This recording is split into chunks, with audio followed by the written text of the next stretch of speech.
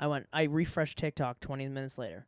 Ben Bateman posted a video holding it. And I went, what a fucking Whoopty Do Surprise!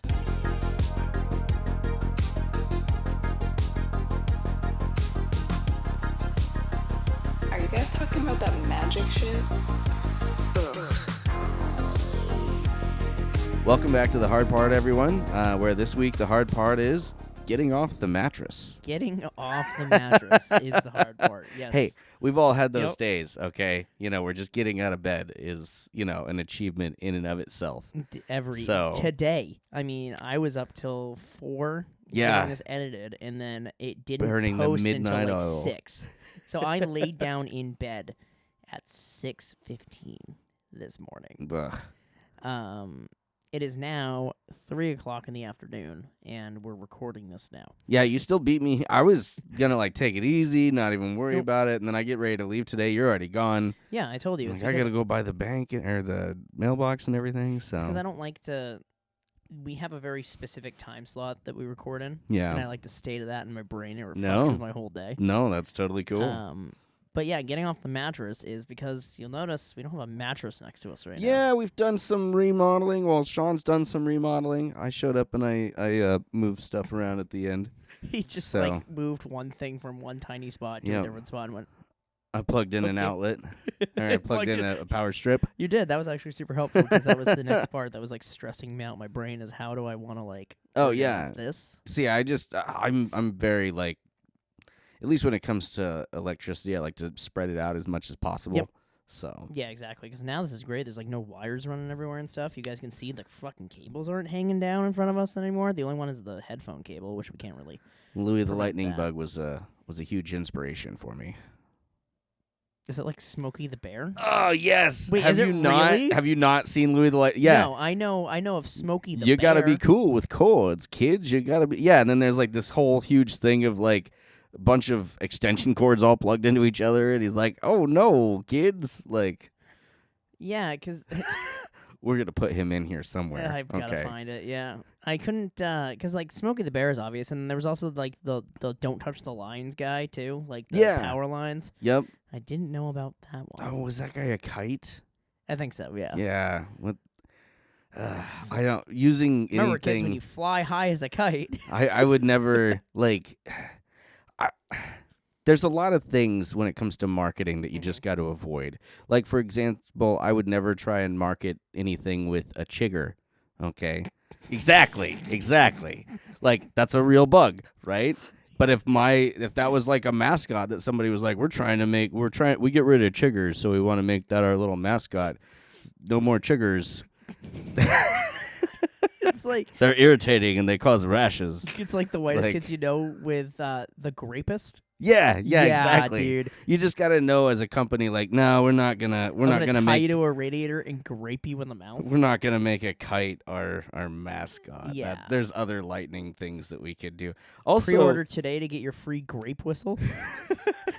grape whistle. Yeah, the whitest kids you know, man, you can't play. Fuck, I keep fucking hitting it. I gotta. What does a grape sound like? Is my question.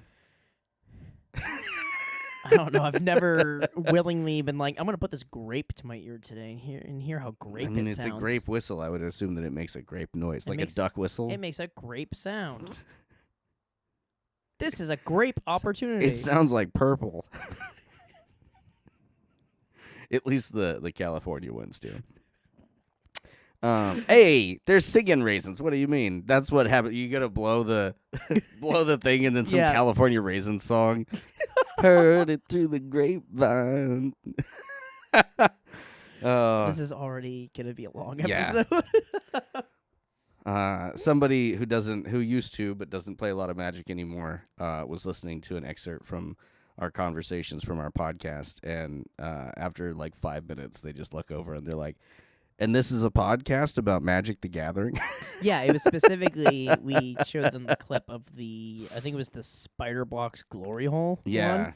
You And know, he's like, instant classic right there. yeah, he's like, this is about magic, right? I'm like, no, this is all relevant to magic. We're talking about spiders, and we're talking about glory holes. It's all relevant to magic. Speaking of things that are relevant to magic, sometimes we just talk about random things and we just like kind of go down these strange rabbit holes, and then sometimes speculations are made. That is true. Sometimes just out of the blue, random speculations because things are right around the corner. Yeah, you'll notice last episode, I put an entire list, right? As I went through, you haven't made it to that part of the episode yet. Yeah. But I literally made a list on the screen of all of my predictions as I went and kept Very bringing them nice. back up every time I made a new one. Mm-hmm. Out of my, I think it was like 12 predictions, only one of them was wrong. Well, two, because one of them hasn't happened yet. But Okay, so there's one there's one that hasn't happened yet. TBD. Yes. So, spoilers for Edge of Eternities came out the day after we shot last episode. I think we were talking about that like During we it. looked it up during it. Yes. Yeah, and we're like, And- oh shit, this is like tomorrow. Yeah. So Tom asked me a bunch of predictions. So first prediction that was right is the fact that we're getting reprinted lands from Infinity, so we are getting the exact same cycle of shock lands You from know, Infinity. I heard I think it was the Magic Historian who was talking about how a lot of the art looks like it might be a little reused, and at first I was like, no, that's probably not true. And then I looked at the Boros legendary, Yep. the kid that's like the main character of the story so far. And there's definitely not only a cat in the background, which says, hey, this is probably, a little lighthearted, but then there is a stuffed animal of a cat behind the cat. Yes. Which just tells me that, like, in reuse assets, I'm They're a big putting fan of space reusing cats assets. in the set. But at the same time, yeah, a lot of this stuff looks like it was literally crossed over, like assets reused from an unset Yep. in a mainstream, not just Yep. mainstream, but like mainline storyline. Like Yeah. this is our last storyline set for the year. Yep. So Exactly, and it's because we were like, oh, lands are going to be big. I was right about that because I predicted what the land-destroying commander, was going to do. They released him. We'll put up on the screen here, and I'll also read what it does, right? Because that's what we do on this channel. We read you guys the things, even though we could just put it on the screen and be like, ha, deal with it, chump. hey, it's a podcast first, so we can't just like It is. look here. Yeah, we can't just be like, no, we're not. It's our doing this. listeners. You're first. I Okay? remember when we first started talking about that, though, and you were like, "Oh, let's just say it. We don't have to put it. We just put it on the screen. We don't have to show it." And I'm like, "No, we're going to show it. You don't realize the importance of this." Oh, they have actually put it up on Scryfall. Cool. I found that you get more out of life if you play the devil's advocate. Just, You also just get fucking targeted as a giant cock. Oh, that's totally fine. So, we the commander for the Destroy Lands one is Sarel Genesis Shepherd. He is black, red, and green, like we already mentioned before. He's a legendary creature, insect druid, which we also pieced together because he's literally on the front box. He has flying, and you may play lands from your graveyard. I predicted it's going to be something about destroying lands and being Right. able to use those. Right. So the fact that you're going to destroy your lands, put them on the graveyard, and this commander literally lets you just pull your lands back means there is no negative benefit of destroying lands. And I love that we've just literally like a card that used to be like game changing in Crucible of Worlds was that effect was slapped onto a stick, and now it's slapped into the command zone. That's pretty wild, Yeah, right? Because this is a legendary creature. Yeah, he only costs 5 total. Yeah. So, I mean, it is a little bit of more of a later than most competitive EDH decks. Because competitive EDH decks are pretty early, unless you can fucking get them out like crazy. Yeah, I was gonna say I don't know when your plan is to throw a bunch of lands in your graveyard. I could definitely see you going turn 2, turn 3 with that. Like, Yeah, and then the second ability is whenever you sacrifice another non-token permanent during your turn, you put a number of +1/+1 counters equal to SAR's power on up to one other creature. He starts as a 2/5. just in case the first ability didn't. Exactly, and you're gonna be sacrificing. The whole point is you sacrifice. It's in black, so you're probably gonna sacrifice creatures, and you're gonna sacrifice lands. So if you put the lands in the graveyard, you can bring them back and then re-sacrifice them, and just keep doing that. Putting the +1 counters on him instead because then you put the +1 counters equal to his power everywhere else. Mm-hmm. So you pump him with tokens, then put tokens on other things because you're going to get more benefit out of it. Mm-hmm. The next one, we talked about the fact that the other commander was like, it says like proliferate something. Right. That's yeah, the one that goes literally- infinite. It's literally what he does. He it's Kilo, the Apogee Mind, which is blue, red, and white. Has haste. America. Yeah. Oh yeah, it is American colors. Has haste, and whenever he becomes tapped, proliferate. He's a the 3/3. corporate machine. He is the corporate machine, because what you're going to do with him is anytime he becomes tapped. So within the first hour, I found a post that literally made you be able to go infinite with proliferate, like right away. See, and I didn't see that at first because I thought you said infinite, and I'm thinking infinite mana, and I kept trying to see how that was going to work. And then the moment that I saw I was like, no, that's just going to infinitely proliferate. Yes. You can do Hey. so much. So with much. proliferate. Yeah, just like so. Did you know that when you've got one of the saga counters goes onto a saga, each time that happens, it triggers. Yes. So like you put 2 or 3, 4, 5, 6 on there, especially if the last one, Yeah, because what we'll do is I'll Flips put it or I'll put anything. up what the combo is, but I'll also mention it because I saved them all to my phone because I had to send them to Tom when I found it because I was like, this is insane. So you play Kilo, then you play Pemin's Aura, which is 2 blue and a colorless. Which the blue, it's an enchant creature. The blue cost is untap enchanted creature. All right, so you can haste him, swing with him, and untap him. That's cool. No, the next part is you put Paradise Mantle on it, which is a 0-cost artifact. Equipped one that is equipped to creature has tap, add 1 mana of any color to your mana pool. So if you put the pieces together, you equip him with both of those things.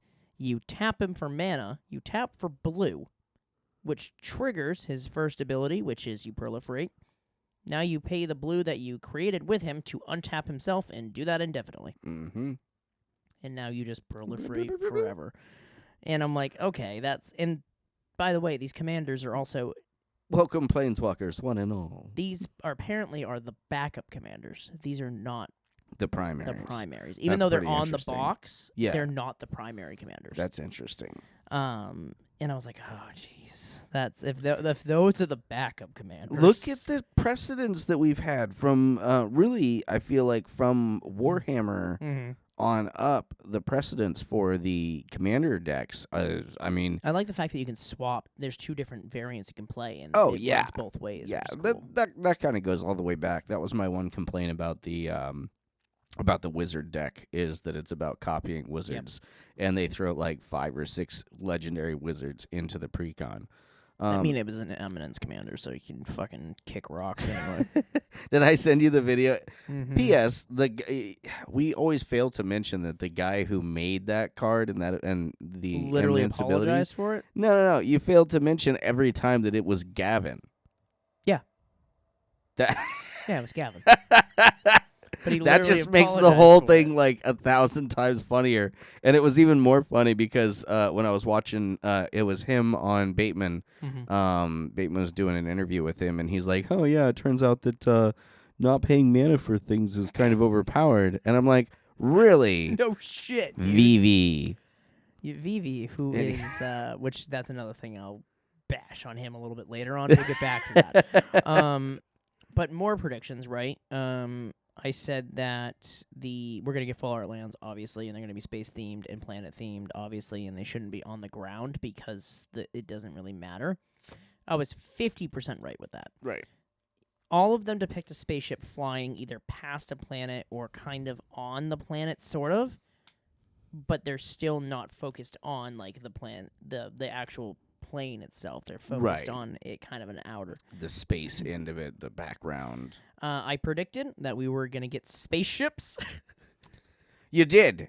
I thought that was absolutely like I They figured. call them spacecrafts, but they're spaceships. I kind of figured we were gonna get like vehicles, Nope. spaceship, like no, the it is a Parhelion and completely whatnot. separate No. key phrase. Yeah. Spacecraft. That is spacecraft is now a keyword within Yep. Magic. A card type. Yeah, which Like- increases that list for Embiggen. No, I think that it's like I think it falls in like that super type arena where it's like it's not a creature type. Like vehicle's not a Yeah. creature type. It is like Yeah, because now- a super type. Yeah, I because believe this is the it's a legendary artifact, so it would destroy the artifact. Right. But if it's something that's like destroy a vehicle, it's not a vehicle. No, it's not a vehicle. It is not a vehicle. No. It is a spacecraft, which is a difference. Yep. So the one we're talking about is the Sarima, Mhm. which is super cool, which I'll add in another thing at the very end of this that's important too that they added. legendary artifact, right? It is an Legendary artifact spacecraft. Okay. So it's a super type of artifact. Yes. All right. But it's this one is 1 and 2 white. That when it enters, search your library for a legendary creature card, reveal it, and put it into your hand, then shuffle. Then it has an ability called Station. Station? What the hell is Station? What does station mean? Station Partey? means tap another creature you control, and you put charge counters equal to its power on the spacecraft. Station only as a sorcery. It then becomes an artifact creature on this one, specifically at 7+ of the station counters. Then it becomes a 5/5 with flying, and other tap legendary creatures you control have indestructible. So basically what you got to do is it works almost how crew works, where you have to tap creatures to crew something, and you lose the ability to use that tap creature. It's the same thing, except now you're putting counters on. Now, remember what we said about counters? You could proliferate them. So you can proliferate these station counters to make it into a creature faster. That's true. So they're just counters? They're just counters. They're not like They're just counters.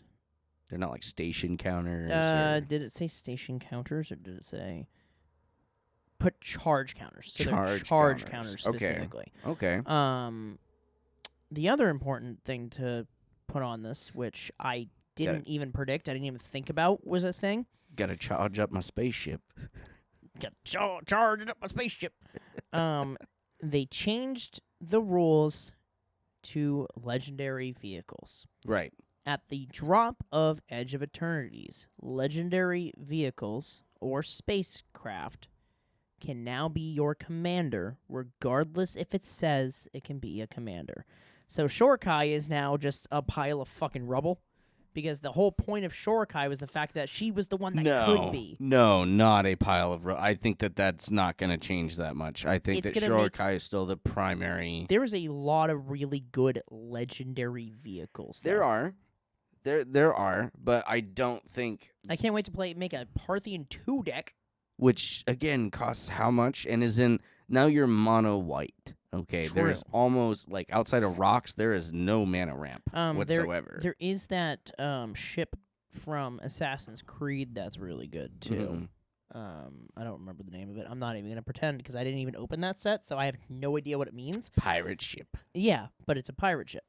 Speaking of pirates, I was also right about that too. Space pirates. We're getting space pirates. We know it's space pirates because they released a Kavu pilot. So we are getting like a whole new medium rich storyline of like a bunch of different races. They gave us the story about it, and we were reading the story and listened to it, and it's good, right? They're explaining the races and stuff, but man, is it just a bunch of fucking letters shoved together. The production value of the podcast storyline is very great. That is a nice thing that I have to say about that story. But also, somebody was willing to put their name on it as someone who wrote that story. Yes. Which... Did you get to the part with the name of the thing with all the M's and like half of them are silent? Okay. But no, it's we get... I totally get, getting your name out there and whatnot, but somebody fell on a knife there. Yep. Like, that's... But yeah, we're getting pirates, which is fucking dope. We're getting robots, which we mentioned as well. Right. Tezzeret makes robots. Oh, Tezzeret's so beautiful. Tezzeret is the one I was wrong about. I said he wasn't going to be a planeswalker. Oh, yeah, that's fair. I didn't think they would put the poster child as that, and also I was wrong about that. He's not the poster child of the set. The Dying Star is. The Dying Star. The Dying Star is the showcase card. It is the showcase card, which is the showcase for the set. Let's see which one we see on a poster first, okay? Tezzeret's already been made on a poster. Ha See? That's the... But Tezzeret is a 3-cost commander. Starts with 4 loyalty. He is colorless. Yep. He's a colorless commander, so keep that in mind because it's very important. And I want to tie back to this. I'll let you finish your thing, but he is not a commander. No, he's a Planeswalker. Whenever an artifact you control enters, put a loyalty counter on Tezzeret. Hey guys, what deck do I love near and dear to my heart? What is it, Tom? I have never... I love my Mirror deck. Mirrors? You enjoy love mirrors? Yeah, and you know what's crazy is his effect is when it enters. So if I mirror Battlesphere, it puts 4 1/1 mirrors out, which triggers Tezzeret for 4, and I can immediately ult him. Weird. Interesting. His 0 is untap target artifact creature. If it's an artifact, which is artifact or creature. If it's an artifact, put a +1/+1 counter on it for 0. That's all right. That's a relatively good 0. It gives you counters. Doesn't really have a downside to it. It's -3, so you search your library for an artifact card with mana value 1 or less, reveal it, and put it in your hand and shuffle. 1 or less, that seems pretty small, right? Pretty early game for it. Okay, you can pull every 0-cost mana rock in existence. I was going to say, the deck is already just going to be chock full of 0 and 1 cost things. And the reason why, right? Because you're like, this is a lot of like low-cost things. Why would we do all this? His ult is you get an emblem with it at the beginning of combat on your turn, put 3 +1/+1 counters on target artifact you control. If it's not a creature, it becomes a 0/0 robot artifact creature. So, off the top of my head, again, I think I sent you the cards that were just like the deck built itself in just a few minutes. Basically, anything that costs 3 or less that says Darksteel on it.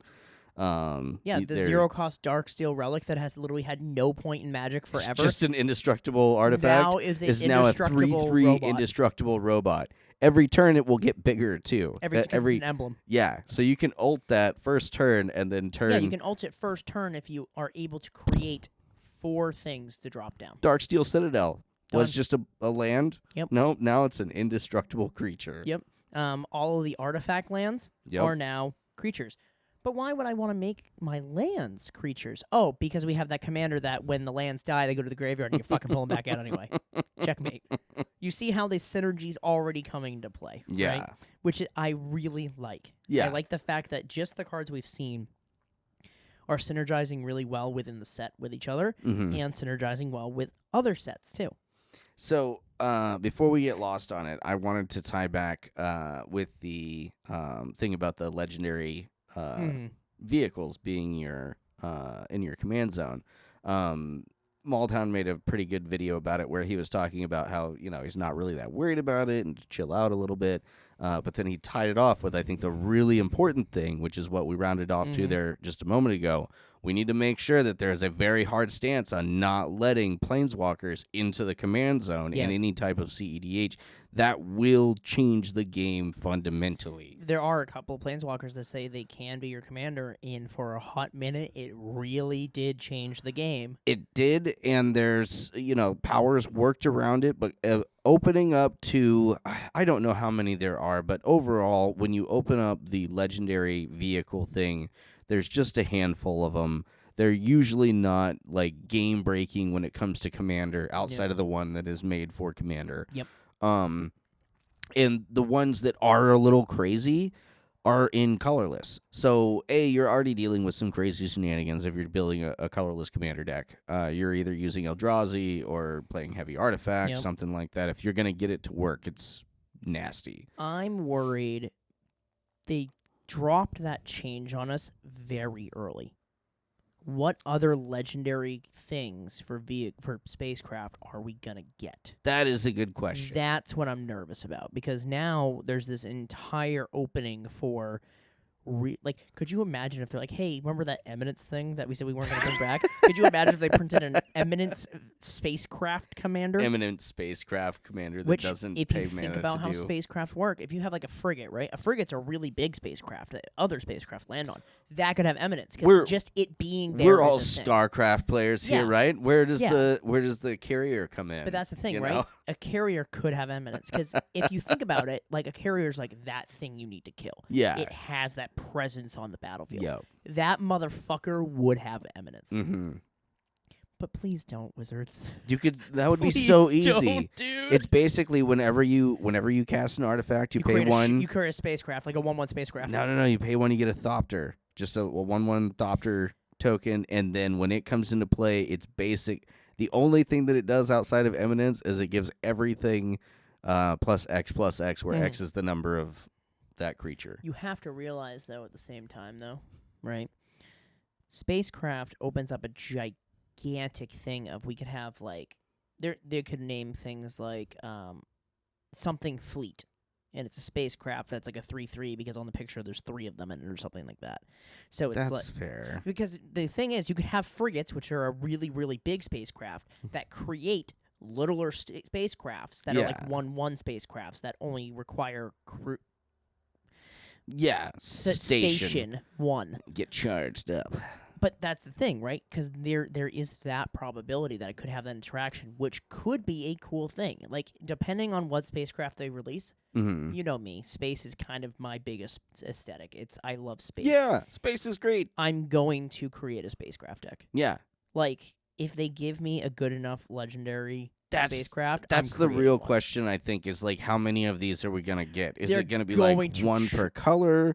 We're gonna get at least one per color. But Is I it think gonna be like old school Planeswalker where we get like 2 Mhm. spaceships and that's it? I think we're gonna get a lot because Spacecrafts. the whole point is like they have to fly between all these planets because the story is to kind of touch on it very quickly on why this matters is there's a dying star. The dying star is the poster child for the set, which is Thothra the Super Void. So basically in the story, the star started to go supernova, but it stopped, and it's just sucking the life out of the planets around it. So there's a bunch of beings within the Edge of Eternities that go and they harvest off of these stars dying as it's doing it, because it's easier to take the resources from the planet as it's dying than it is when it's still alive. So there's creatures and beings that are benefiting from it. The problem is they have a timeline usually of when the star's going to die, and that timeline is not happening. Thothra is just sitting there, sucking the life out of things, but not turning into anything. So with the spacecrafts, we have a lot of different beings from different planes coming into this universe. So we're going to get a lot of spacecrafts, right? Right. If we don't get at least one of each color for Legendary, there's a problem. Yeah. No, I think they're gonna go Because we wide. already have the white one. I think they're gonna go wide. I'm just saying they definitely could just do like 2 or 3 and call it. I mean, we already have 4 different prints for Thothra. Yeah. Yeah. They are in the business of selling cards, not But what specialty foil are we getting? Galaxy foils. that's pretty Which gnarly. I also predicted. also and did a they prediction on that one. increased the amount that we're getting too. So in your collector's boosters, you're guaranteed at least 1 galaxy foil somewhere. Most of them are going to be on the basic lands, though. Okay. There are every single of the non-basic lands are going to be able to as well, and then there's also specialty artworks too that they're doing, which are like traveler posters. Like if you've ever seen those retro, like come visit Arizona posters, where they're really minimal, they're doing that for all the lands too. They're Come check out Island. Come check out Island. They're reprinting. The way they said it on the site, which was another prediction I said, I think they're going to reprint like a ton of lands. Mm-hmm. We've already gotten the shock lands, and they said they're going to do more of them throughout the history of Magic on the bonus sheets. That's interesting. So I think all of our special Wait. guests are going to be Shocklands? every type of land. Really? I think they're going to reprint every single type of land. It's But too it's bad going to all be on the the bonus sheet, so it's not in standard. It's too bad all the best ones are on the reserve list. But the thing No is, Gaia's Cradle. yeah, But they're putting the Shocklands are in standard though. Right. That is confirmed. I don't think they're going to put any other ones in standard. I think they're just going to leave it to the Shocks. Yeah. But it's nice because people wanted them back because when they printed them on Infinity, they still weren't standard legal, and people were like, these are great. Can I bring them back? Now I can play my Galaxy Foil breeding pool in standard. Stoked. That seemed like such a monumental hiccup for them to that first round. I mean, again, they're looking to sell cards. Shocklands and then went not standard legal. Yeah, I can. Yeah. What? So I was right about that. I was right about the Far Lands being not just planet-based, but also space-based. I was right about Landfall. They brought Landfall back. Yes, they did. And they brought it back really fucking heavy. So the first creature we got, they didn't put Landfall on it, but it benefits from lands. So it's Harmonious Grove Strider. It's a 3 and 2 green creature beast with Ward 2. Great.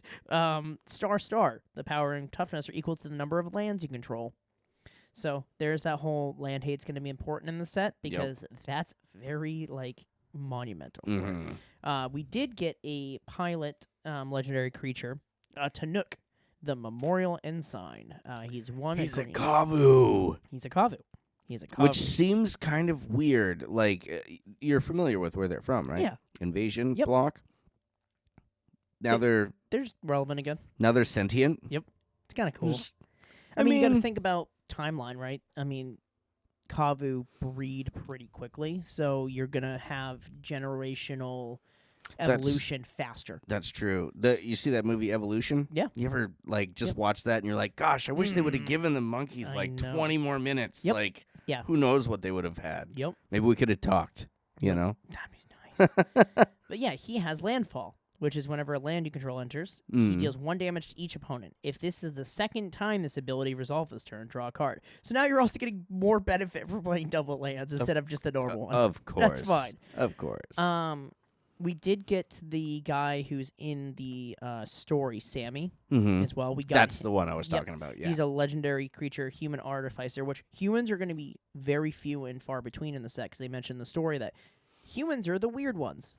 They're kind of there. They are here, but they're not here for the same benefit as everybody else. They're here for the exploration of it, not for the resource gathering of it. See, anytime that somebody gets uppity about Eldrazi or about slivers Humans or are about fucking everywhere, dude. I want you to think about how many times it has come up within the lore of a set now that they've been like, oh, the place is actually overrun with monsters. That's why there's not as many humans. And then very powerful humans get printed. And they're like, oh, the world is actually all just furry little creatures and so forth. And then the people show up and they're still super powerful. They just get turned into critters. This guy isn't strong, though. No. That's the thing. Well, he's uncommon. He is an uncommon. At the beginning of your end step, if you control 2 or more tapped creatures, create a 2/2 colorless robot artifact creature token. Beep, beep. There's a lot of that, too, in a couple of things we've seen. That is, you get benefits from tapped robots specifically give you benefits. Oh, nice. We also, Sothra, we also mentioned that. So what she actually does. Zathura. Yeah. Whatever. It's Zathura. I don't fucking care. It's 2 and 2 black. It's a legendary enchantment. Whenever a creature you control dies, each opponent chooses a creature they control and exiles it. Oh, that's cute. Great. Okay. At the beginning of your end step, if a player controls no creatures, sacrifice Zathura. Then, put a creature card exiled with it onto the battlefield under your control with 2 additional +1/+1 counters. So basically, it's Grave Pact, but better. Yes, and cheaper. And cheaper. Yes. Yeah. Power creep. But yeah, we're getting so far 4 different prints of it. We're getting the normal set one. We're getting a full art. We're getting. It looks like they're bringing back that. Remember that foiling that's been kind of annoying in every set recently? Oh. That's a little too much foil. Yeah. They're bringing one of the borders. If you look at the border of the card, tell me that's not going to be one of those. Yeah. The way it's too much. Yeah, but they also are making a white border version of it. Oh, I love white bordered cards. Yeah, they're making a white, especially foil white bordered cards. I think it's going to be. It's because those look clean. It's this treatment. That's why it's the special Tezzeret treatment. So they're doing that. It's like the after the battle versions of them is what they're going to do.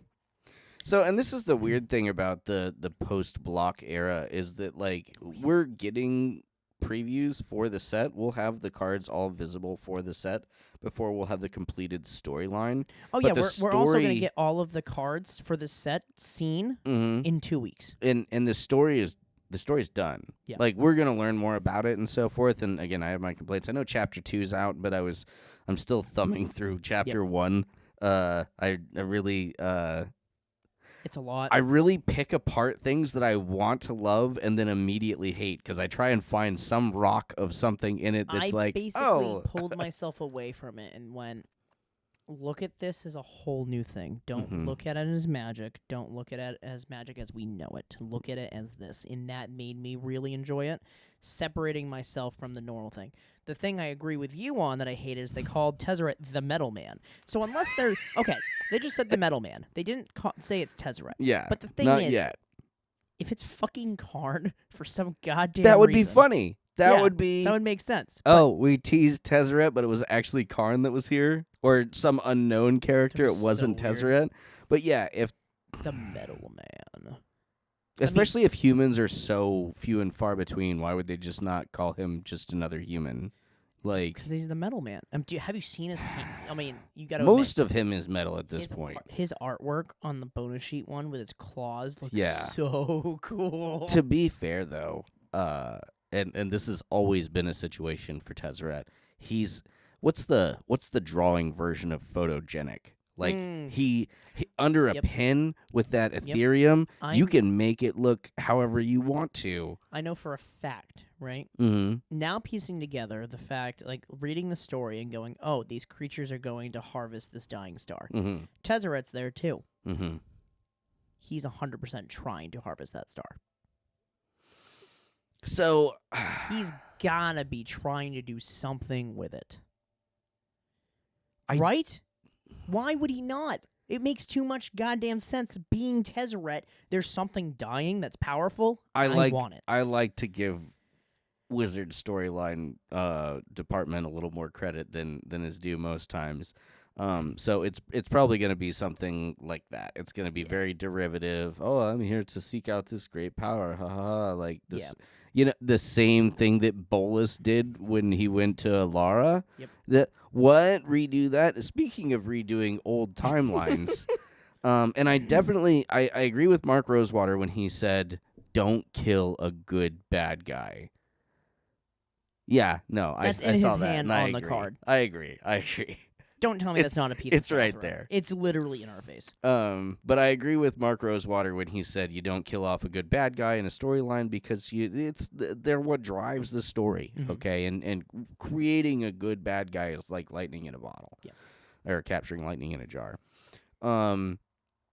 But speaking of that, given that there's this dying star, we've already seen the word Eldrazi printed somewhere. Eldrazi has been printed. But I feel It's not in the story, and it's not on something else, but it was something that somebody flavor text. flavor texted. It referenced It the referenced the Eldrazi Eldrazi. Wars. So, one of the alternate art border cards we're getting, which is also unbelievably exciting, the new Mana Vault look gave us what those alternate art borderless cards are going to look like. They shifted the name from the top to the middle, kind of where like the land section would be. Didn't care for that. I like it because it gives you the full art all the way up the top. Nah. However, You don't like the hieroglyphics that they printed in? I can read that though. But once again, remember how we said you either go all full hieroglyphic or you don't? That's true. They went full, and it worked. Well, I can read that. I immediately knew it said Mana Vault. I agree. I did read it the first time, and it was fine. It wasn't. It was more of an aesthetic thing. I was like, ugh. Yeah. But I still have Amonkhet, the bad taste of Amonkhet in my mouth. So The Mana Vault art, though, the first one they showed us, it's got these crystals floating in space. And inside those Tiny little crystals, things in it. they could be one of two things. They can be Eldrazi spawn, Mm-hmm. or they could be Sliver spawn. And as much as slivers are definitely like their creature type is also kind of their creature type. There's a There's a mist form sliver, I Mhm. believe, which allows your slivers to add other creatures to Yeah. their. And although that's a very, very like removed from what we're looking at here, I don't ever see any point in the storyline where Eldrazi don't just consume. Yeah. So the fact that it's a mana or a Mutavault and it expands to all creature types Yep. makes me think that it's probably more sliver, at least aligning storyline wise, than it would be Eldrazi. But the more I look at the art, the more that says like Cthulhuan type, like tentacle versus Because there sliver. is no flavor text on Correct. the card either. No, Because we got the alternate art, which is for them. literally a lack of flavor. Yeah. So, But they're both coming in the whole. There's two different versions. They have the borderless, the normal one, which is kind of like the bonus sheet artwork. Mhm. Then the additional bonus sheet artwork, which is the traveling one. right. Both versions of those will come in Galaxy Foil, Okay. which is super nice. So you have double the opportunity. Because before we were getting Galaxy Foils, and they were only exclusive to certain cards on the bonus sheet, and I think everything from the bonus sheet's getting the Galaxy Foil. They said. Nice. What other predictions did I say that were right? Oh, Avatar. I made a prediction forever ago. That was so wild. Yeah. Forever ago. I About say Aang. that one wasn't last night, right? That was No. that was a while. No, I made a while ago. I think it was like Okay. episode 2. We were talking about Yeah. Avatar, right? Mm-hmm. I said, I'm going to see if I can find the clip and like throw it over this. But that'd be cool. Again, even if it's like Aang in his avatar form versus Aang Like maybe they could do the flip planeswalker thing they did for a while, where it was a creature that they flipped into a planeswalker. So you could start with Aang the boy, who flips into Aang the avatar. That's very cool. Yeah, that would be pretty sick. Yeah. I said Aang is going to be a 4-color commander, and he's going to flip into avatar state into a 5-color. And I was fucking right. I was also right on the colors, saying that Swamp was not going to be one of the colors. See, and I feel like they had a really good opportunity to keep him that way, and I don't know. Swamp, that I think, 4-color Swamp represents Spirit Realm. is that what they're gonna go with? Because, remember, he flips into the avatar state, and now he all of a sudden has Swamp, That's true. which means they're connecting Swamp to the avatar state. That's fair. I'm fine with that. It's ambition But in its purest form. the thing I don't like, and I caused a giant argument on Facebook about it on accident. Oops. Rawr! So, they gave Aang. So, in the picture that he is currently, it is like end of the series Avatar State Aang is the picture that they used before he flipped. Right. They gave him, they're adding bending as a keyword. So he has firebending too. Mm-hmm. I get in the picture at that point he's able to use firebending. In the story canonically, though, which I think I mentioned too, he doesn't have firebending because he burnt Katara once and was too scared to use it. Right. So Which why? is- But they put firebending 2 on his card, which I personally didn't like. It should have been airbending. Mm-hmm. But Yeah, I that mean that also makes means sense. there's a number next to the firebending though, so Zuko is going to be like a firebending 5. So, I'm just We also don't know drawing. what they do yet. I'm just drawing off the back of the card. Okay. Mhm. Because basically what happens when he, when you flip him over, is he gets the You want me to read it for you? Yeah, that's a good idea. Cool. So the front avatar Aang, also is galaxy foiled. by Very the way. nice. Flying, firebending 2, because this is when he turns into that. Also, we're getting the keyword ally back. Yes. Whenever you waterbend, earthbend, firebend, or airbend, draw a card. Then, if you've done all 4 this turn, transform Avatar Aang. I bet you firebending and those bendings is you just cast a color corresponding to what the bending is. Maybe. I have a different theory though, based on the He's back. a 4/4, and then he flips into Aang, Master of Elements, which is flying, and spells you cast cost Wooburg less to cast. Great.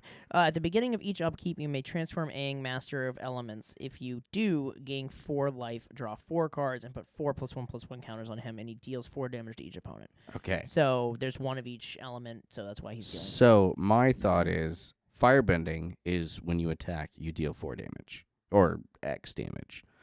Oh, because each When thing you does have something different. earthbending, when you attack, you get 4+1/+1 counters. Waterbending, when you attack with waterbending Draw 2, cards. draw 2 cards. Gain life and gain for life. air. That's just a thought. No, that would actually make a lot of sense. So that means his front side says when he deals damage, then he has fire embedding too, so he's going to deal 2 damage. Right. Okay. Which would kind of make sense. Yep. Edge of Eternities, though, all of my predictions, except for the Tezzeret being a legendary creature and not a planeswalker, were correct. Hell yeah. That right there is just basic understanding of Wizards of the Coast, though. I'd say you've got it down. At least this round, it I was hit that on nail point. on the fucking head Yep. so hard, and I'm actually pretty proud because, like, usually when I predict things, I'm so fucking off. But we're going into a fucking space set, and I know my space shit.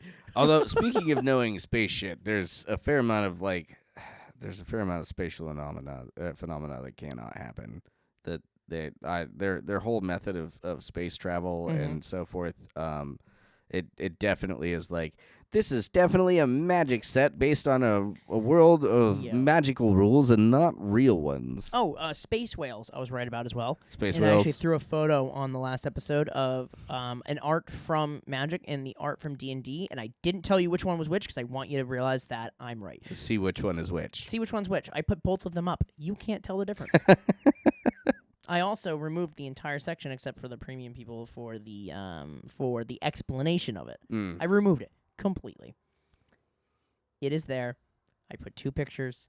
I on purpose did not tell you which one was which. We'll see what kind of polling we can get if anybody knows which ones. Yeah, but it's one of those, you look at that, I even after I put it up, I was like, shit, which one I was... actually forgot. I was like, which one was which? Hold on, I had to look at the file name and went, oh, okay. Is it the same artist, you think? Probably. That's hilarious. But, yeah. We haven't figured out the whole astral being thing yet. But in the story, I think I know which one they are. Astral being. There was a picture they released for pre-work art of it that had like this being that kind of like had the radiant elf look, sort of, from D&D. Oh, gotcha. The one that I cut out that thing you said because you're an idiot. The other Back to the O-face. the other gigantic announcement from Vegas. Yeah? The first set of 2026. We are going back to Lorwyn. Yes. Which you guys have heard me say is my it was my first set I ever got into. It's one of my favorite sets of all time. And it's like under cool pretense. Like the last time we went to Lorwyn, it's all like, let's go to Whimsical Town. And now this time it's like, welcome to the Eclipse. Lorwyn Eclipsed. Yeah. So that makes me, and it's going to be the first set, January 23rd, 2024. Come on down to England at night. So I want you to realize, too, that date, and I want you to think about everything else we've been talking about today. We're getting 4 standard sets in 4 months. Yeah. This is a year after Wizards of the Coast said, oh, we're going to slow it down because we heard your guys' complaints, and we know that it's a lot of money going into it. Wizards is also about 2 years further behind in development, and I don't think, like, when they say, oh, we're going to slow things down, we're going to have to wait 2 years for them to actually slow things down, because they can't just like, oh, this was backburnering, it's set for release here, we'll just release it later. I can't fucking believe, like, I saw that. Oh, we're also going to Strixhaven, too. Boring. Yeah, that one I was like, okay, whatever, vampires. But, like, Lorwyn? Vampires. When did Lorwyn come out? Strixhaven. Lorwyn was... That's Harry Potter. Oh, yeah. Oh, Strixhaven is Harry Potter. Speaking of which, I don't know how they haven't, like, Harry Potter drops their pants for everything, and they don't, like, have any type of, like, dominant card game that they have out there. So why you guys haven't made that deal yet, I don't know. They have to be very careful in making that deal because J.K. Rowling is transphobic. No, If that's... they partner with Harry Potter, then they're basically saying, So, here's money for being transphobic. I get what you're saying, but it's a lot like Chick-fil-A, and I know a lot of gay people who I feel very strongly about the way Chick-fil-A uses my money that they make off of me, so I won't shop there. Also, I don't feel like any chicken is that good. But second off, there's a lot of gay people I know that are just like, oh, look at they have good chicken. Honestly, there's a lot of people in the trans community that are going to be fans of Harry Potter on some level, and that, to me, I feel like is more of a protest than not using the stuff. True. There we go. Set Lorwyn. Lorwyn released in 2007. We haven't been back to Lorwyn since 2007. That was like False. We had a very small blip of time where there was the Invasion of Lorwyn card. no. Sorry. Yeah. My bad. We did go back to Lorwyn for Also, 0.2 seconds. I was looking through Mana Pool the other day to see some of the different sellers and see who has some like really cheap boxes.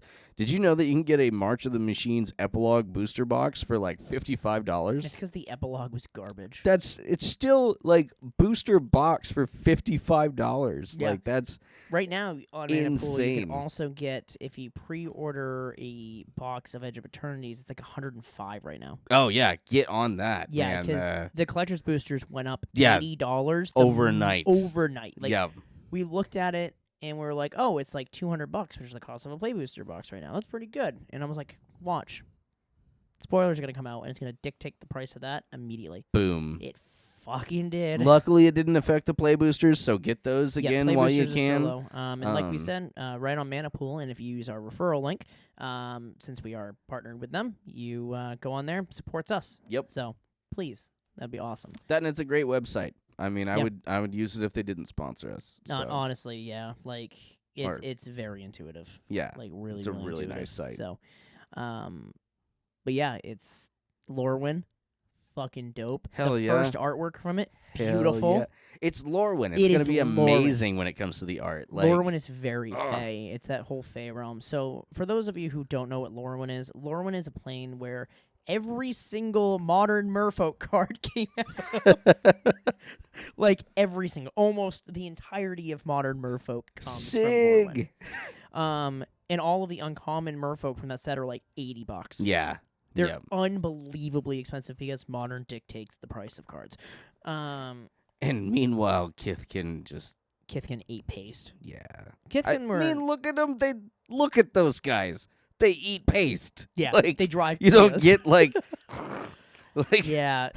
You got a lot of changelings in that set, too. Tons of changelings. changelings are interesting. Lots of changelings. It was fairies. The fairies are good, too. There's a lot of really good fairies from that set. Mm-hmm.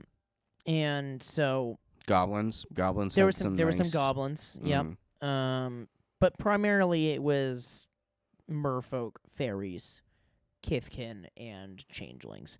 Then you had some other random things. You had like some, Elementals. you had they got- oh yeah, dude. There was that one elemental, that red one that gave you like 7 mana. Yep. Then we had Wither was an ability. That was Yep. a lot of fun. Yep, Wither was a lot of fun. Horde of Notions was in that, the 5-color Yep. legendary creature. Mhm. But Lorwyn was just aesthetically a really pretty set.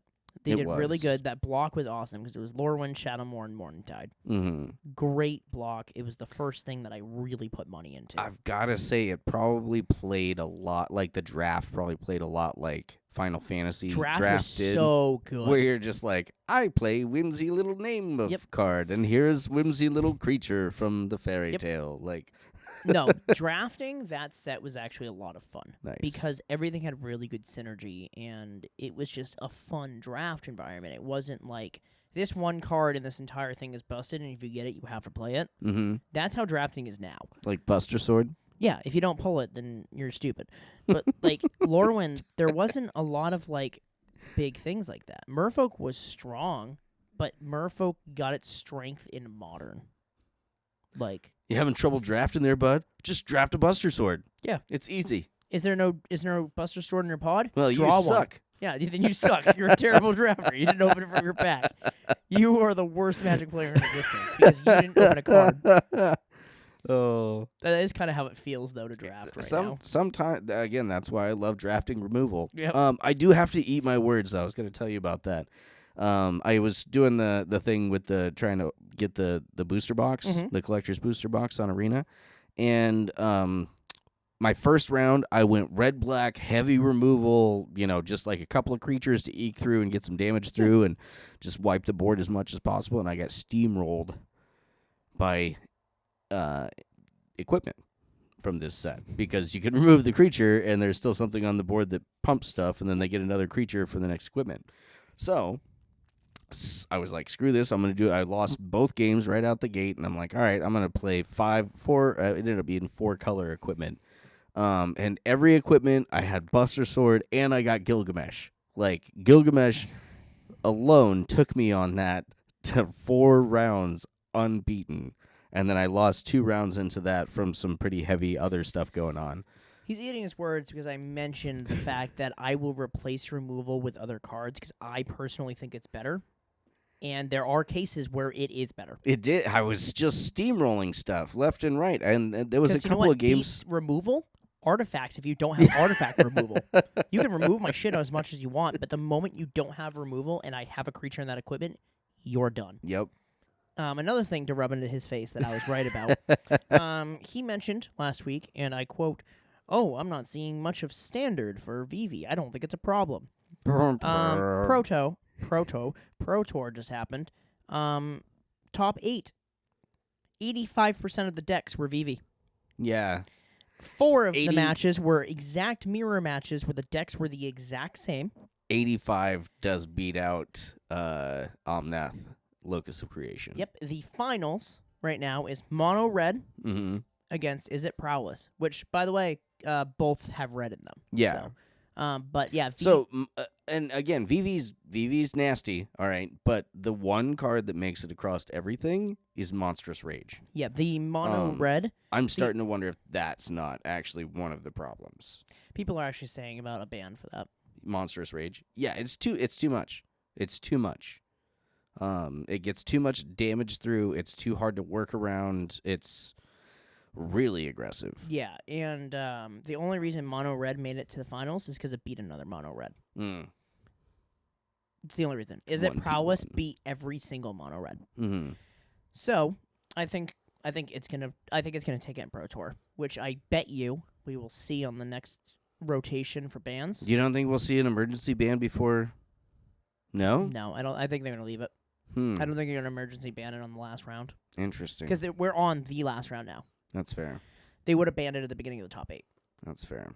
But the thing is, this proves my point of which they don't care about fun matches anymore. No. Considering literally 4 of the decks had exact same deck lists. That and again, I get being And edgy sideboard. Same and, sideboard, too. and printing some like, ooh, that's wild stuff. But really, at the end of the day, that was a rule. You don't print 0 cost on things. Nope. That's and they did, just and it not immediately hit Pro Tour. Yeah. Every single time they print a 0 cost ability like that, it hits Pro Tour. Which means, if we're going to follow the same cycle, even though Wizards is in control of the ban list now, if Wizards wasn't in control of the ban list, it would have been banned at the beginning of the top 8. Mm-hmm. The only reason it is not is because Wizards is in control of the ban list. Yeah. After this, though, they're probably going to ban it in Standard. Yeah. Guaranteed. Mm-hmm. Just yeah, they can't let that run. 85%. Yeah. There's no way. Like, before top 8, it was 54%. And going into the next set, it looks like Artifact at least is going to have some kind of presence, so it's just going to give more, Yeah, so it's going to have to be. Mm-hmm. But yeah, I'm going to rub that in your face because I was right about that. No, I believe you. I just, again, I haven't seen it. Yeah, I I play also a haven't lot. seen it when I played Arena, but the thing is, on paper, it's fucking Very everywhere. different, yeah. Yeah, because like I mentioned, Arena is a different battlefield because you have access to the cards way easier than paper. That's fair. Yeah. Paper Magic does play differently than Arena because the access to the cards is different. Mm-hmm. I opened up my first Tifa last week. For Keyword Corner this week, Keyword Corner. I think we should talk about Prowess. Prowess, indeed. Because of the fact that it is super so important prevalent. right now. It's very prevalent right now. Mm. And I will let you take away So, what Prowess is. Prowess is whenever you cast a non-creature spell, which includes planeswalkers, artifacts, so forth and so on, you get to get +1/+1 until the end of turn on that creature. It's hit cards like Monastery Swift Spear, which was, kind of the bee's knees for a long time, as long as it's in Standard. I don't know what's currently running in front of that, or if they didn't reprint that in. No, Okay. they didn't reprint it, but VV does have Prowess. VV has Prowess. It's not named it on the card, but it is Prowess. It's basically Prowess. It's Prowess, which is why they call it Is It Prowess in the Pro Tour. But it's primarily a blue and red ability. If there are creatures that have it outside of that, they're probably black. Or some variation therein. Never going to be in white. No. It's just not how white works or green. No. No. I think green can maybe fit it in somewhere, but yeah, Like no, a that's weird still off ability, like Mhm. on a one-off person, but they're gonna be mixed with the red or blue with it. I wouldn't hate seeing that as a keyword that is maybe copied over to green, because again, it's just a very blue/red Mhm. ability. Maybe if we got one that was a little more green centric, maybe green white centric, where you get +1/+1 for each creature you play. Yeah, that'd be good. That would be an interesting. It's kind of like how Scry, once you get past the 3, it's Yeah. basically only blue. It's kind of the just same thing blue. with Prowess, right? Mhm. But Prowess is one of those things where it's confusing to some newer players because the wording's kind of weird, like it's non-creature, right? I believe so. Yeah, let me double check that. And so a lot of people don't want to try to build around it, which is why you see it a lot in Pro Tour and big like pro tournaments, because it's a weird thing that you have to fully understand how it works, That or you're just gonna get run over. And by you, I was gonna say you can steal games with it. Is the thing. Yep. Like you. all of a sudden, literally, like really one turn you're difficult. eating fucking paste, and the next turn you're walking over somebody because of the way it works. So with Vivi's ability being 0 cost prowess, what the fuck? Like it gives you mana and prowess. Prowess is a keyword ability that grants a creature +1/+1 until the end of turn whenever its controller casts a non-creature spell. Yep. This ability can trigger multiple times per turn and is not limited to your turn. Multiple instances of prowess on the same creature trigger separately. So the reason why Vivi is scary is because it's 0 cost, gives you mana and prowess. Yeah. That's why it's a problem, because it's giving you the additional benefit of mana. And I applaud them on, trying to tack that, use this ability only once per turn, but as we have just seen, that is not enough to stop or to rather make a 0 cost activation ability. Which is what you said was going to stop it. When you said it, the fact that it's once per turn is yeah, and that's why I'm giving him a kudos for it, but fucking no, stop it. it didn't it didn't do anything It for did it. nothing for it, and No, that's why we're that's- sitting where we are in Standard. It's an extra hoop that blue and red have no issues getting around. Yeah, I was actually explaining that to Riley today on the car ride over here, because we were talking about like what each color combination means. Because I said, "Is it prowess?" And she's like, "What does is it mean?" I'm like, "It's the color combination between it." And I explained to her kind of each color combination relatively just does the same thing over and over again. Right. Selesnya is green and white, so you are making tokens like crazy and making them stronger. Mm-hmm. The tokens are made from the white, the stronger is made from the green. Yep. And I told her every single color combination will have that same kind of vibe. I'm like, so if you think about red being destroyed target creature, stuff like that, and you have green that buffs it up, what do you think green-red does? It's Just build your stuff up. build and your blow stuff up, things and it doesn't matter how long it takes you to build the green up, because you're destroying things with red. Mm-hmm. And I'm like, every color combination is going to have that baseline with it. When things get weird is when it falls off that baseline and it doesn't follow its normal curvature of what green or what red or what blue or what all the colors do. Mm-hmm. That's why black, white, fucking vampire weirdness in Standard is weird. Yeah, I was gonna say Because black, that is kind of different. black as a whole. Orzhov? Orzhov. Yeah. Yeah, let's go. I only know that because I saw somebody get a tattoo of it the other day. Black and white are definitely two. Well, you've got black, which is the color of ambition, and Yep. as long as you're getting something, they don't mind trading off pretty much any resource for it. Yeah, white, black is really scary because black is all about you losing your life, and if you put white, which is life gain, you literally get free benefit from losing See, life. and that's the thing is white's all about just preserving your status, bringing your creatures back, giving you more life. It's so yeah. When you mix those two together, you basically get everything that you want and not really have to pay anything. No for negative side effects. Which, if you look at other colors, like green red, the downside to green red is the green because it's big creatures unless you're finding ways to get things out. Well, I'd say the downfall to green red in that Gruul aspect is that you're very reliant on your opponent letting you do that stuff. Yep. You have no interaction outside of just attacking. Red blue is very strong because of the fact that red is about dumping cards out of your hand and blue is about drawing cards. Yep. So you don't have to worry about dumping your hand because you're just going to replace it anyway. And I love how the Is It are very much that. They embody that. It's all about getting knowledge and using that knowledge to do something. Yes. Like you can think all you want to, and thinking and learning is a very big part of it. But if you're not blowing something up as a result of thinking or of studying, then you're not really doing anybody any good. Exactly. So that's why Is It Prowess in Standard winning right now isn't actually a surprise, because I think out of all of the dual-colored combinations, the best functional, in my opinion, is It, because of the fact that it's like all benefit.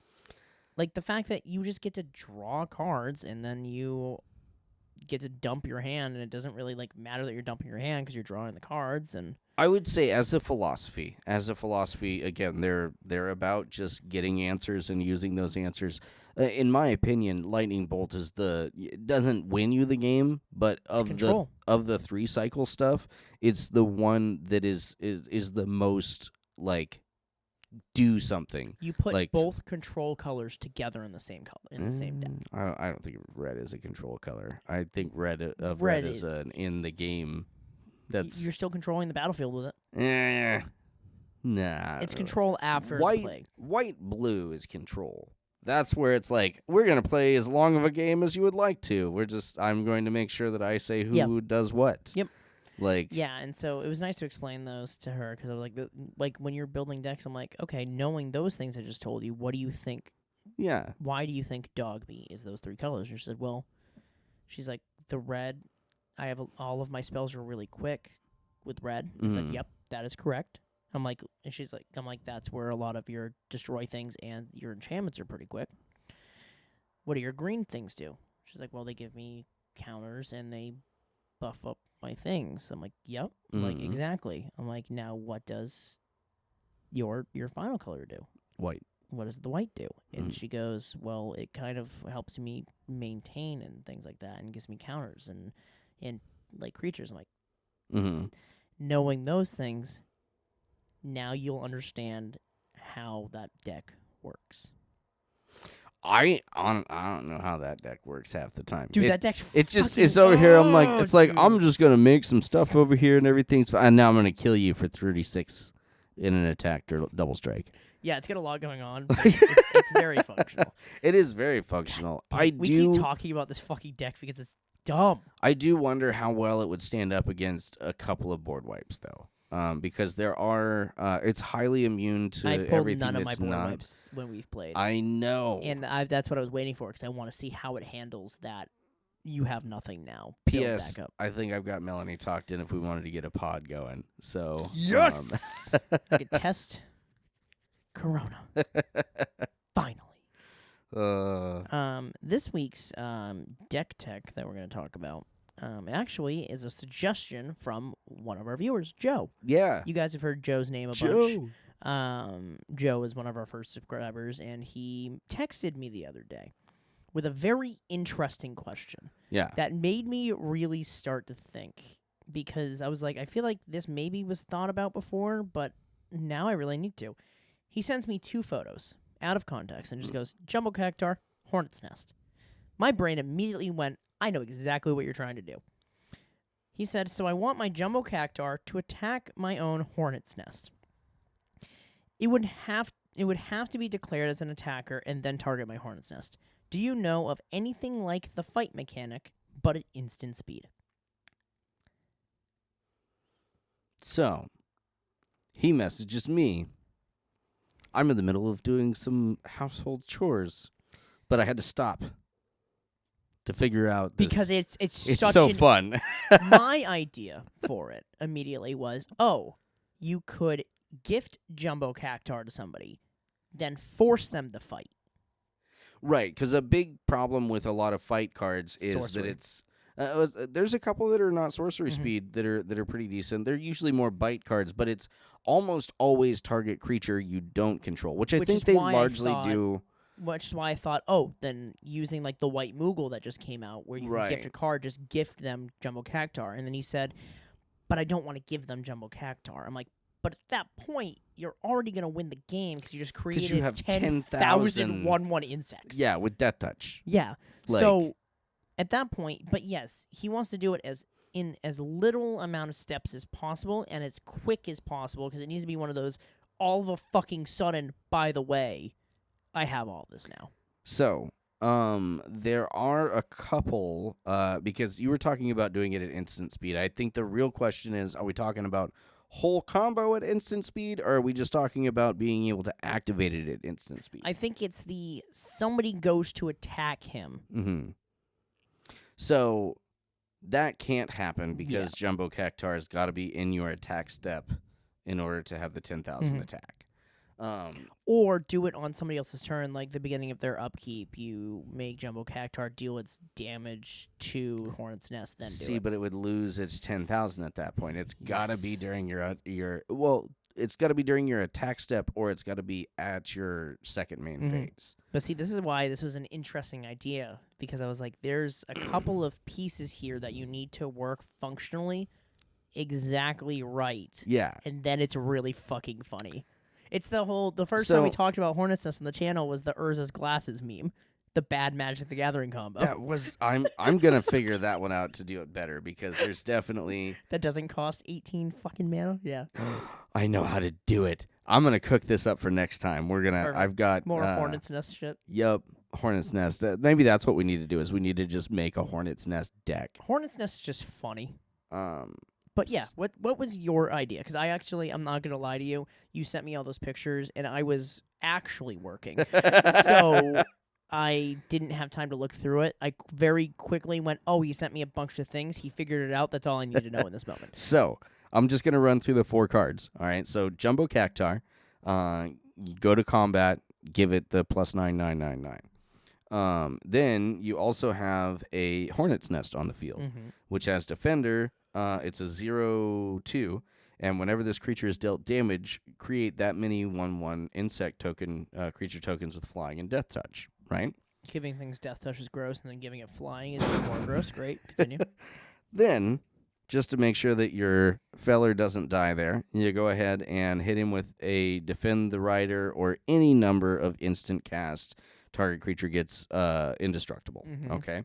Yep, because once you deal more than 2 damage, you lose all benefits from Hornet's Nest, so you have to make it indestructible. Right, You need to gotta pump hit all of that. as much damage into it as possible. It's the same thing as like life. You gain life or like lifelink based upon damage. It doesn't deal all the damage past what you kill it with, so it doesn't count it. So, and this one actually gets better because if you use Stessian Tactics, all right, which costs 1 and a green, and it has Strive, where it costs an additional green for each target beyond the first.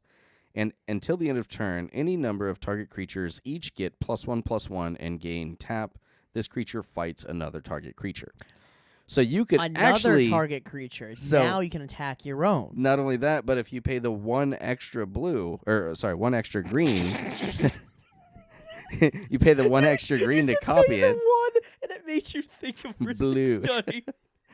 You pay the 1 extra green, Yep. and then target both creatures with it. Now both of them can individually tap to attack the other one, and you can actually make twice from it. But you can actually, yeah. So you'll and the Cactar will get +1/+1. So you'll make 2,002 flying death touch hornets. 20,002. 20,002. 20,002. Yep. Fuck. And remember, most board wipes are sorcery speed, so I think that's why he wanted to do it now a certain way because to avoid the board wipe. Gotcha. Because board wipes sorcery speed, so as long as they don't have instant board wipes, that combo will work. Mm-hmm. But you also have to give him haste, though, or you don't gain the benefit either on that turn. Because if you pass the turn. Because I wonder if maybe he wanted instant speed so he could do it at the end of somebody else's turn. See, and that Cactar is very specific on the window that you can use it. Yeah, so you would basically need to also find a way to give it haste. Because I think he's trying to stay within green and white. Okay. Because he's like, yeah, I don't want to splash red in there. Because I was talking about goad, right? I was like, oh, well... Because my idea was you gift Jumbo Cactar. Right. And he's like, oh, well, I want them to be able to fight the Hornet's Nest. I'm like, oh, well, if you goad on the final 2 of you, it has to attack that turn. Now you have to block with Hornet's Nest. Now you have to make these. You kill Jumbo Cactuar immediately with the 1/1 death touch, and now you have all of these. If you're going to go with red, you could either put Anger in your graveyard, which is amazing, and have a mountain. Make an angry fucking Hornet's Nest. Or that's a great idea. Next. Or the super easy route of just have impact trimmers in there, and then they hit everybody. That you hit everyone for 20,002. But I do like resolves. your idea because you were able to find the fight target creature, because that is the problem with fight is a lot of the times it's creature you don't control. So I did find the opposite and a way to make that work. Oh, Okay. really? So we have the great Mimoplasm. Okay. Yep, I love Mimoplasm. Mimoplasm Still want is, to build that deck really bad. Yeah, no, and this is definitely a combo that you should put into it as well. Mimoplasm is 2 and Sultai, so green, blue, black, for a 0/0 ooze, and it has, when it enters the battlefield, you exile 2 cards from graveyards. Grab something from your opponent's graveyard, but we're looking for 2 specific ones. One of them is going to be the Hornet's Nest, and the other one I'll get to in a moment here. And if you do, it enters as a copy of one of those cards with a number of +1/+1 cards equal to the power of the other card. Never mind, that doesn't work at all.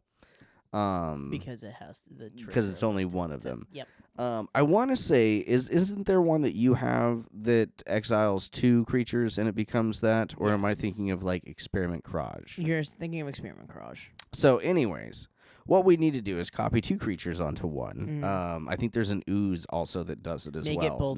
Make it both Jumbo Cactuar and Hornet's Nest. Yeah, you make it both. No. You make it the Hornet's Nest and a Golden Guardian, which is a 4/4 artifact creature for 4 with Defender, and it has pay 2. Golden Guardian fights another target creature you control. When it dies this turn, return to the battlefield transformed. Oh. Which it wouldn't transform because it doesn't have a flip side. But yeah, basically it allows you to just like pay 2 to have it attack itself. Yeah, the other thing I was finding is I found a land arena. The land arena. You pay 3, tap, target creature you control, they fight each other. That's where I was thinking gift the Jumbo Cactuar, force it to fight your Hornet's Nest. Gotcha. That's what my idea was, because land abilities are instant speed, right? Not sorcerer speed? Mana abilities don't use the stack. It's a mana ability tap. Oh, okay, then yeah. Yeah, so that you can do it on... Oh, no. Like if you're tapping it for mana. No. That's pay instant. 3, tap it. Okay, that's just an ability. It uses the stack. Okay. But it does. It is, as long as it doesn't say use as a sorcerer, you doesn't. can use it whenever. That's what I was thinking. Gotcha. Is now you can gift them that on their turn, force them at instant speed to fight, get all your fucking Hornets.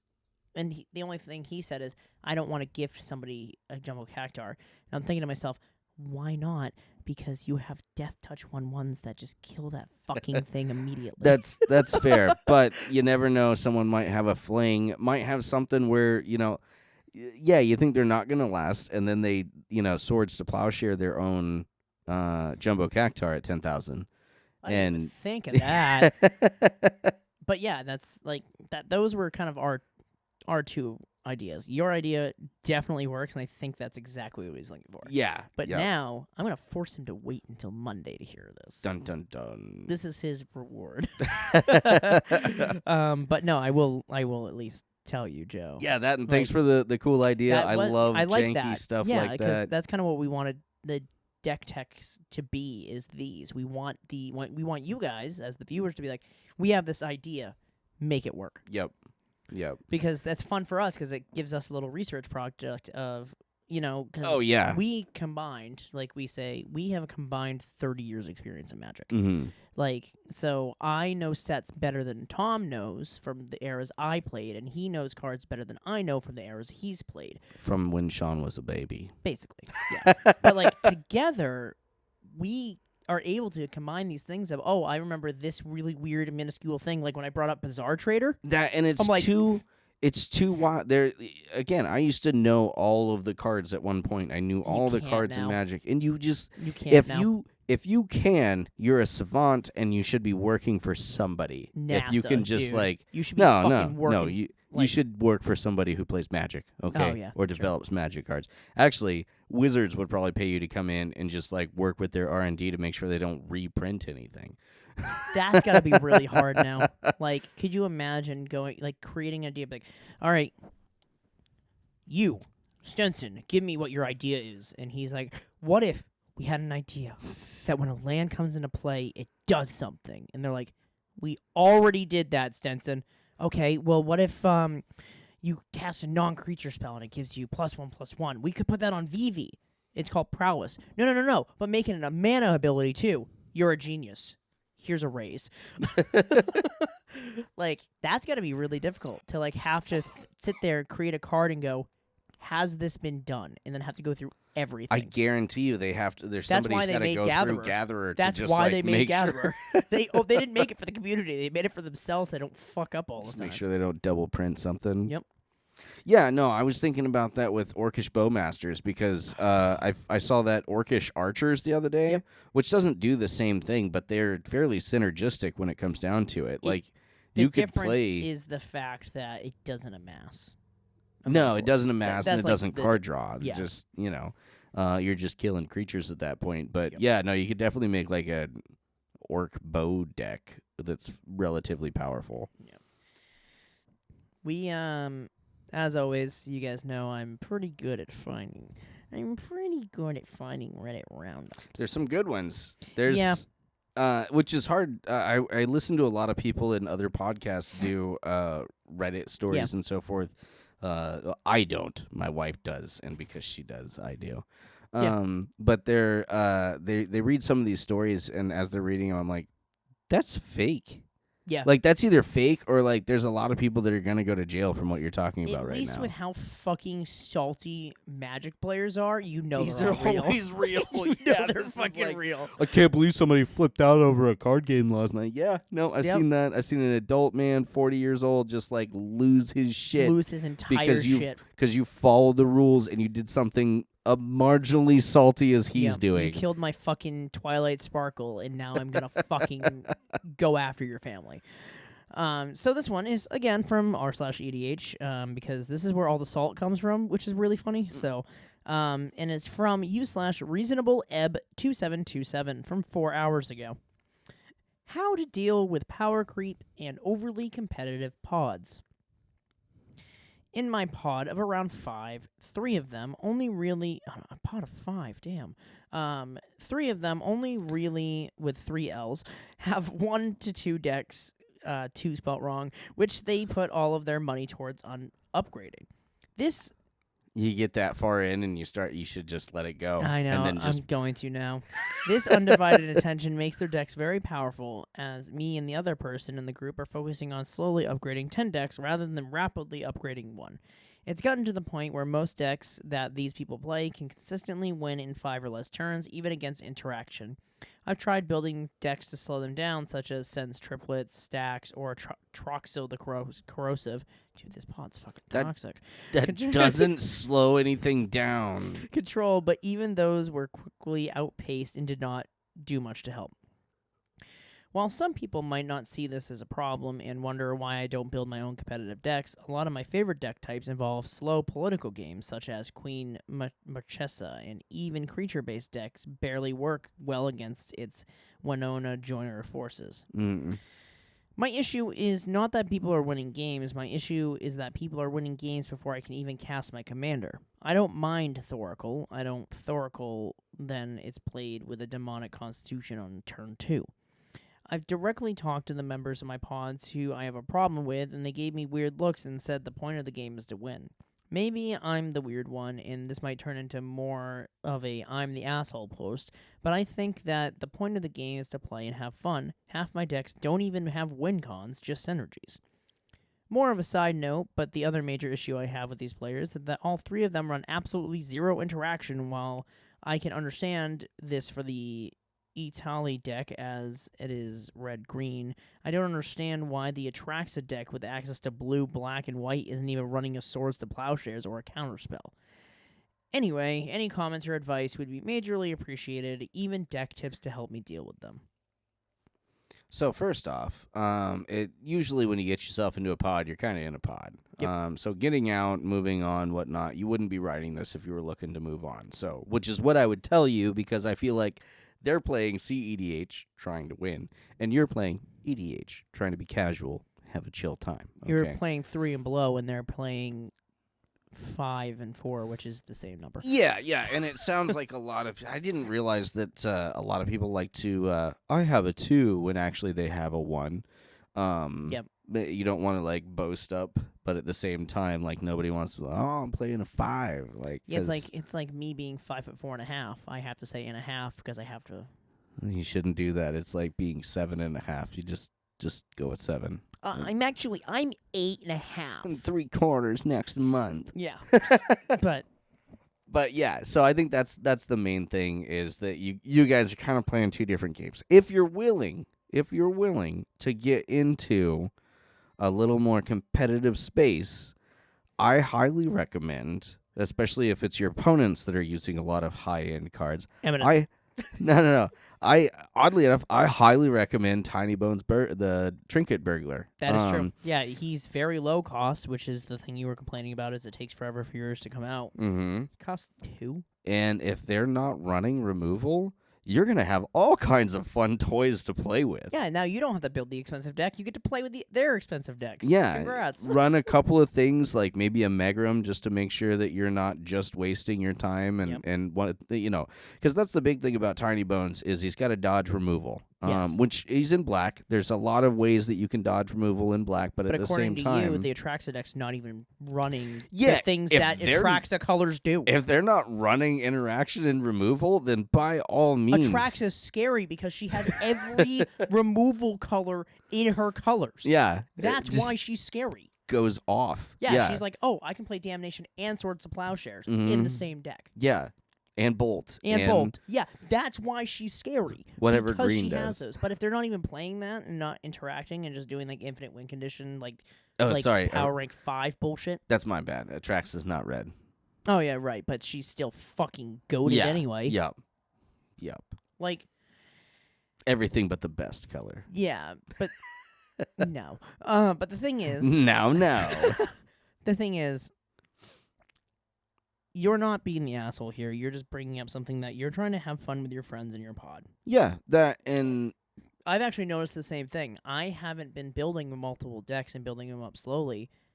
Look at Samurai. yeah, It's you're been training. a month, Mm-hmm. and I went from it being pretty good to You could single-handedly fend off the pod. Yep, I am like- officially, by the way, entered into the tournament in Atlanta. No. I'm officially entered, purchased ticket, just waiting for the deck submission thing to come up, but I'm officially in. It's happening. In a month, I went from this being kind of a weird little, Hey, let's this is try gonna it, be a thing. to I'm going to roll your face. But that's kind of what's happening in your pod is they all very quickly just focused on one deck. Yeah. Which if you're in a pod and they want to win and stuff, that is the point of that functionality of competitive is you make your deck as competitive as possible as soon as possible, and you only play that deck because it needs to deal with every scenario. Mm-hmm. The problem with building non-competitive decks is you are going to have gaps in the deck that lose to certain things. Yeah. Mirror, I love my Mirror deck. Love it to death. But there are giant faults in it that it's not good against. That's why it's not a CEDH. It is. It loses to a bunch of stuff. It's not bad, but if you can keep Urtet from sticking on the board, it doesn't do a whole lot. Exactly. And I don't even use Urtet to its fullest probability, too, because the fact that I use Jenktha in the deck and not as a companion, I lose his Wooburg ability a lot. Mm-hmm.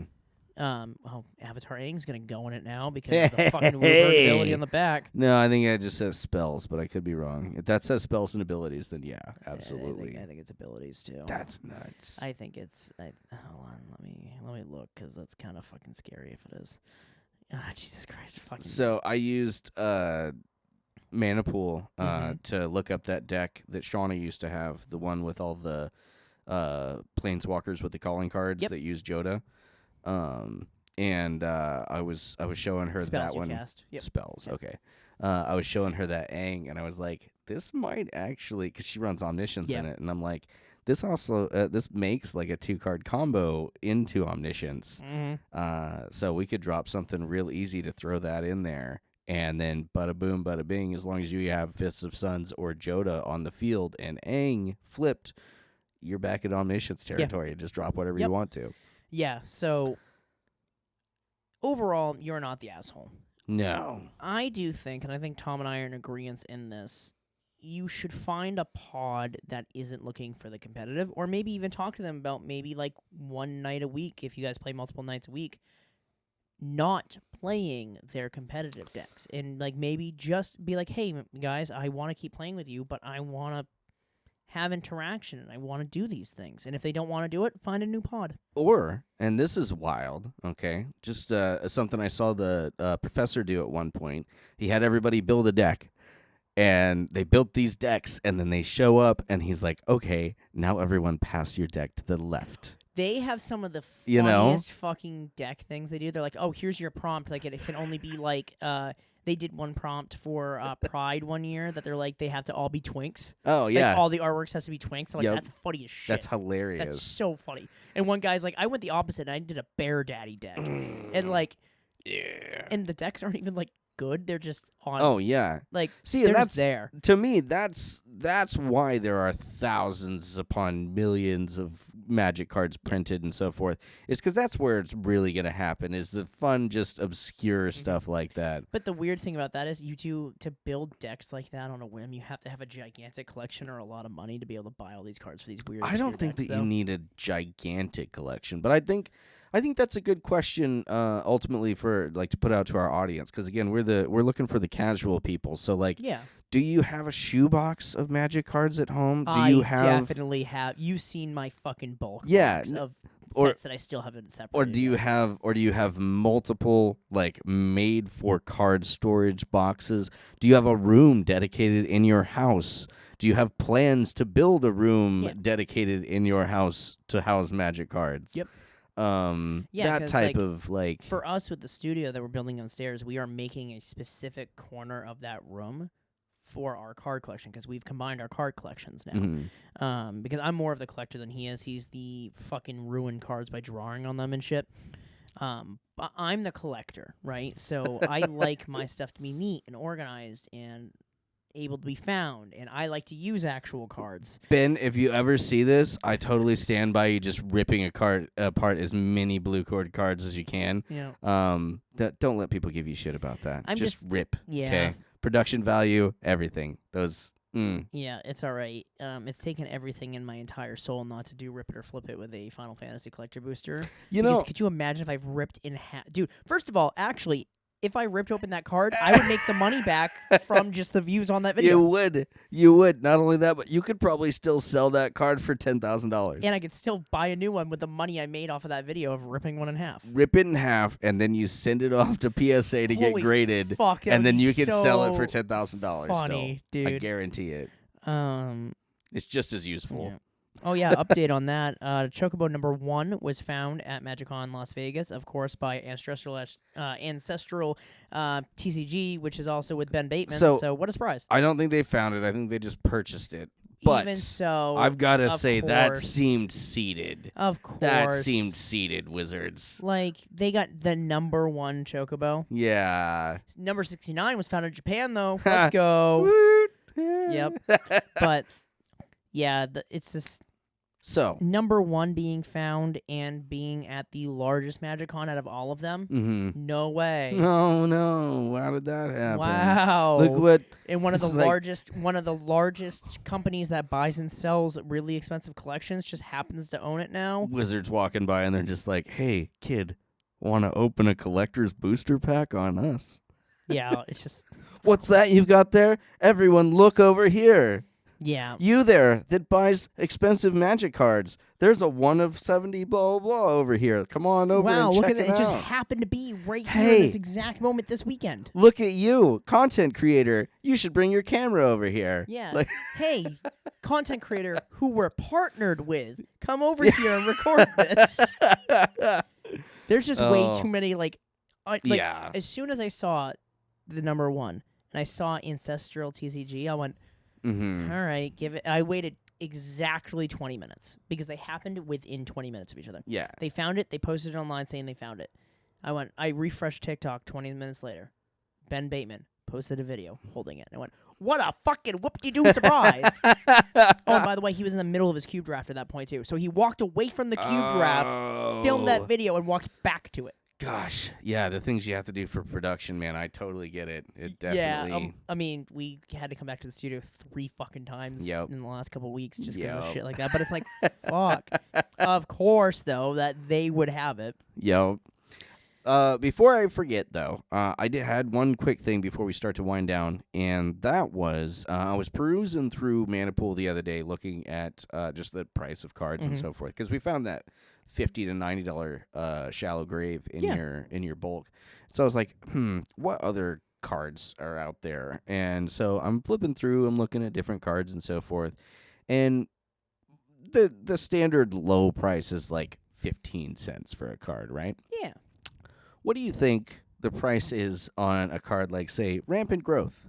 You know, one that they reprint 1,000,000 times. The way you're leading into this is going to be a stupid amount, but It's not a stupid amount. I'm But going to say from just like regular knowledge from looking at old sites that don't matter anymore,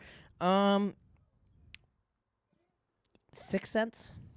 40 to 50 cents. What? And there are some that are upwards of $8. Now, granted, some of those are a little harder to get to, and I think there's some that are like in very early printings that are like obtusely expensive. Holy crap. But the average price across was like 40 to 45 cents for Rampant Growth. Holy shit. Like I said, yeah, it's not like amazing, but you've probably got a stack of 15, 20. Have Rampant Growth just sitting around. You know what I mean? Manipool is cool too, because like we mentioned last week, right?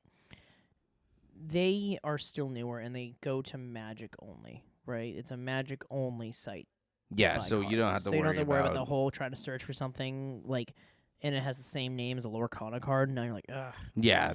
The weirdest thing that you're gonna find in there is tokens. I got a little lost looking through their tokens. Yeah. They got some cool stuff. Oh yeah, but like, they are still newer, right? Yeah. But they tell you right on the front homepage how many cards they currently have available in their selection. Yeah. And it is constantly updating. Mm-hmm. And that's pretty cool because it shows like the fact that the site's growing.